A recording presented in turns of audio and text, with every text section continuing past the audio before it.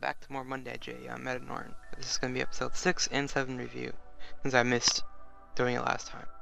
And this episode kind of gives you a preview more of Asuka's and her world. A world where I guess no one could disobey her, but she found it boring, so she jumped at the chance to leave that world.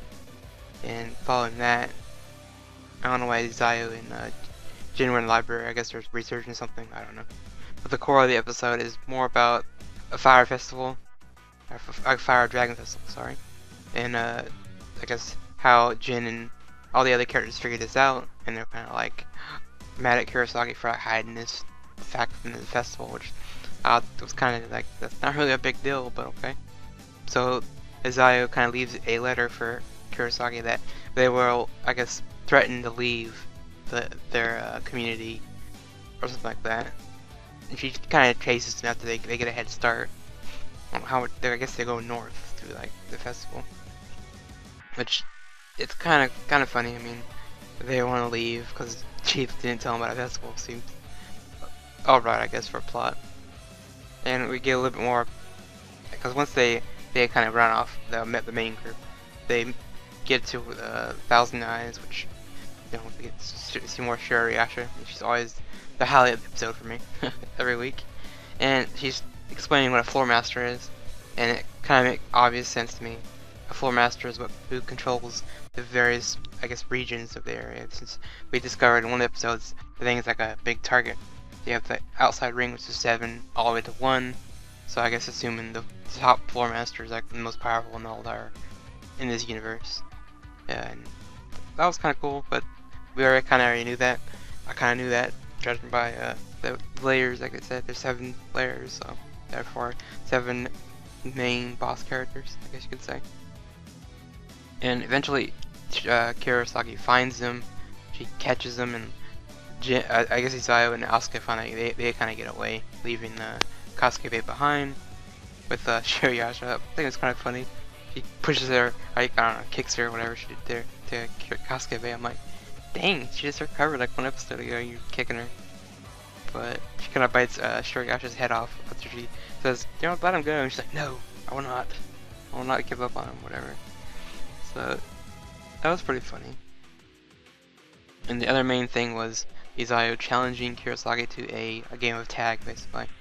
Which is, whoever tags each other first, you have to do what the other one says, no ifs, ands, or buts, things like that. Pretty funny. And they do that, and while they're doing this tag game, they're basically destroying like these buildings. So they're at the festival, all these buildings are getting like wrecked. It's kind of funny.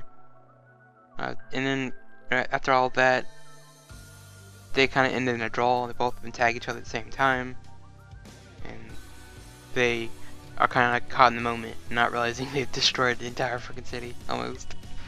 So that was pretty funny.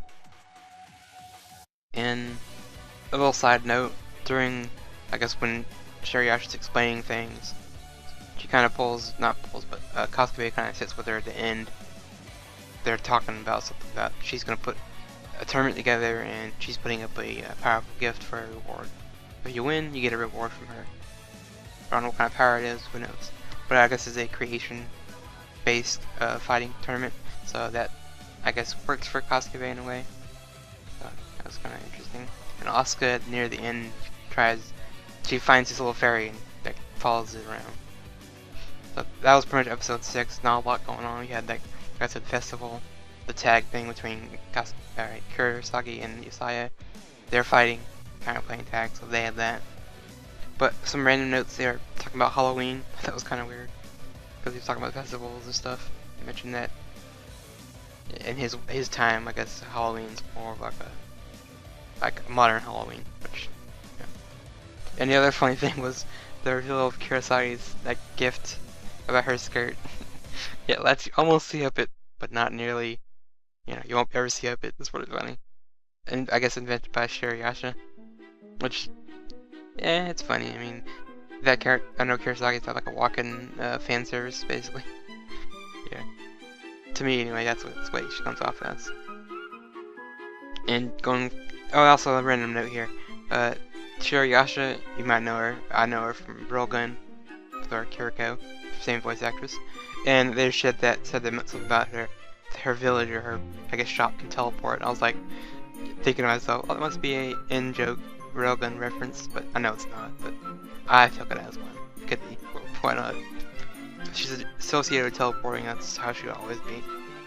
For me, anyway. So, on to episode 7. Which we had at the beginning of this episode. Kasuke is fighting this giant golem in this ring, like arena thing. And she's using, like, different moves to fight him, and the cat's kind of there, like, shouting at her. She uses, like, elephant strength to knock the golem over. It's kind of funny. And during that fight, we see a new character revealed, named Sandora. She's like this little dragon kid, I guess. She kind of looks like an Egyptian person to me.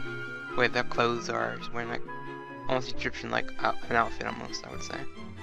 Yeah, she's the we're talking more about her later, but yeah. And after that, all the characters kind of meet Sandora's brother, who's kind of, I guess, the head of like security there, I guess. He was the one that kind of confront the other ones at the end of the episode 6, kind of when they destroyed the city, like, you know, what are you doing and everything. So they had to kind of go to the main area and talk to the leaders there. And Sandra's brother, he's very pushy. He just doesn't give a rat's ass about anything the people are doing. He don't care if they're trying to have fun or whatever. He just doesn't care. And his sister knows a couple of the people from the no-name community, and he's kind of like aggravated about that. Like, they're lower than you, should be talking to them. So I was like, whatever, get over yourself, dude. He was kind of annoying, but I know why he's there. He's there to disturb things or whatever. Like, still kind of is annoying. But the big plot of episode 7 is a prophecy. Oh no, about I guess an attack will be happening soon, a demon attack. And I'm just sitting there like, yeah, isn't the whole premise of the show the same thing? About a demon's attack? I don't know, I thought it was kind of funny. And Asuka finally befriends the fairy she was hunting last time, or tracking, whatever you want to call it. And it kind of like, it was a fun moment watching her talk to this little fairy. Trying to learn the fairy's name, and she teaches the fairy her name, he says his name, like Asuka, like several times. But the fairy's name, I'm not too sure if they really got it out there, but there's Rotten Finger, which is an odd name, but they revealed more about that later. Izayo kind of knows what that name means. And you go cut back to everyone hanging out with Sandra and her brother and all that. And I guess Shirayasha makes the comment that, you know, I brought you guys here for this purpose, to participate in the festival, and also they help lure out the demon that's supposedly attacking the city later. And Izawa kind of makes a comment towards Hirayasha like, what if he doesn't make it to the tournament? You know, like that kind of thing. Like, if I get to him first, she's kind of like thinking like, oh, okay, fine. All that happen if you find him before the festival starts. I'll let you do what you gotta do. So I was like, he's just basically like, I'm gonna find him first. Play some little detective here and find it. And more of the Asuka, she's kind of walking around this little, I guess, museum. You have all these different artifacts given by different communities, and she stops at this like massive robot. So I guess it would be more of a clockwork golem type thing if you're in this universe. I'm not sure if they have giant robots additionally. And while she's looking at it, you know, she kind of looks at the fairy and they realizes the name matches the area, the community that sent the robot. So it's like, oh, so that's theirs. Maybe they're inventors. So I'm thinking. But during that, she gets attacked by these rats. Like, kind of a random thing that happened. Like, army of rats. And you would think she'd fight him, but she uses her command spell and it doesn't work. Oh no. So, it sounds like she can't command everything, which she realized after she tried to use it against Perseus, it didn't work. So, in his comment, it only works on higher demons with higher power or higher magic, whatever you want to call it. But thankfully, with her there, we had Letitia, the little maid vampire.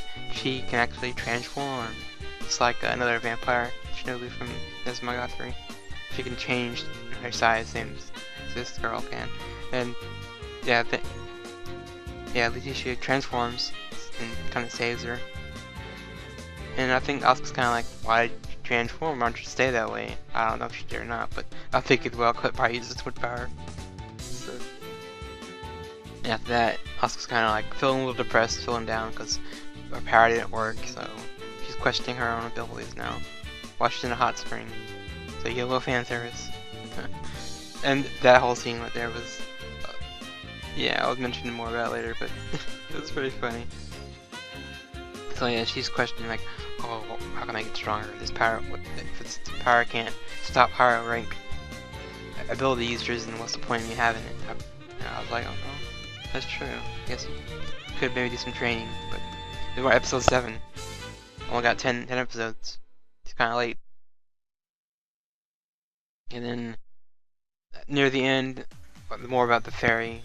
It's revealed that I guess Isaiah knows that it's I guess it's from a fairy story, and he knows history. And it makes I'm just starting to think more about that character. Like, where is he really from? But the main thing is about the fairy tales about the Pied Piper type thing, where it's he can take the rats away, or command the rats, or take the children from the village. This is that story. So if you kind of know that story, then that's kind of what they're suspected that the new demon is going to be. He's using music or something to hypnotize people or command animals. So maybe it might be hinting towards Asuka getting an upgrade of her power later on. If she can maybe get a hold of that flute and she can use it, and there's an upgrade for her right there. For some random notes, which I like to have these things. Sure, Yasha in the bathhouse. Oh my god. She was just all over the girls. She was eyeballing Asuka and her body. She was like, you look pretty nice for a human type. That's what I was getting it from. And she also comments on Kiriyasha. Alright, yeah. Yeah, that's her name. Mentioned the Kurosagi, and she just jumps all over her and it's like, oh, you know, so much. She's in paradise bits right now. And Izai even gets in on it, saying that he says all those like suggestive things towards Kasuke and the other girls, and they're like, oh god, you're a pervert, and they throw things at him. But Shirayasha, in the meantime, both of them kind of like thumbs up towards each other, like, it was so cool, like, oh, and I love watching those two together, it's funny. And yeah, besides Izai messing around with the girls, I'm starting to think maybe he's from the modern world. His history and stuff is almost the same as ours, like modern, our real history and things like that. But it doesn't explain the superpowers. So I'm assuming that it's kind of our world, but throwing in some fantasy elements with the superpowers. I like it. It's interesting. I still think he's very overpowered, but he hasn't really fought much, so I can't really say he's overpowered. He's only technically fought 2 times in this span of 10 episodes. And I like the fact that the girls are doing more. And I know it was revealed in the opening that Asuka gets the robot, so I'm assuming she's gonna befriend the fairy and she's gonna get that gift as like a reward. So maybe she'll fight, but I know Asuka doesn't really want to fight right now. Her power is kinda while Kasuke on the other hand is in the fights, in the tournament, doing her thing. Not sure about Kurosagi at this point. I know she was mad at them last episode, but I guess she's gotten over it. Might as well. Can't dwell on it forever. So that's been my episode. Hopefully I'll bring you episode 8 next time by itself. And until then, catch you later.